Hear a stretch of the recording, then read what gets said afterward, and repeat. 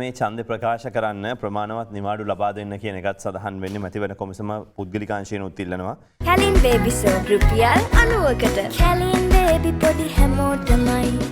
මේ ඡන්ද මධ්‍යස්ථානයකට යන අය ඉන්නෝ නම් ඡන්ද ප්‍රකාශ කරන්න ඕන කියලා කියනවා නම් ඒ අයට අදාළ නිවාඩු ලබා දෙන්න කියලා. ඉතින් ඒ හින්දා ඔබ පෞද්ගලිකාංශයේ කෙනෙක් වුණත් අනිවාර්යයෙන්ම මේ නියෝග ක්‍රියාත්මක කරන්න ඕන. විශේෂයෙන් පැමිණිලි ලැබෙමින් පවතින සමහර ආයතන නිලධාරීන් එහෙම දෙන්නේ නැහැ කියලා අද දවසේ වාර්තා කරන්නේ මව්බිම් පුවත්පතේ සිරස්තලේ. හැබැයි ලස්සනට අපේ සමහර කණ්ඩායම් මේ ඡන්දේ දෙන්න තමයි යන්නේ කියලා ගත්තට ඡන්ද දෙන්න යන්නේ නැහැ.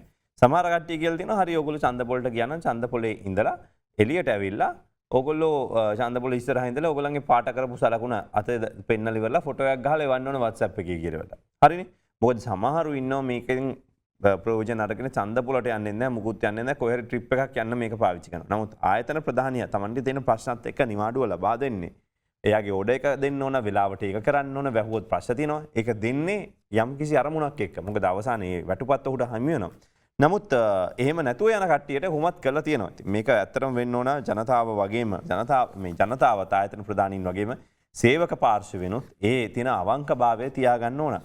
ඉතින් කොහොම වුණත් ඡන්ද දාන එක වැදගත්. අපේ ආයතන වල නම් කෙලිම ලියුමක් ඇවිල්ලා තියෙනවා. අපි මේවා ප්‍රදර්ශනය කරලා තියෙනවා. විශේෂයෙන්ම නොටිස් බෝඩ් වල ඉඳලා සියලු දෙනාට කොහොමද නිවාඩුව ලැබෙන්නේ කියලා පවා අපේ HR එකෙන් මේක කියලා තියෙනවා. ඒකත් වැදගත් වෙයි කියලා හිතනවා.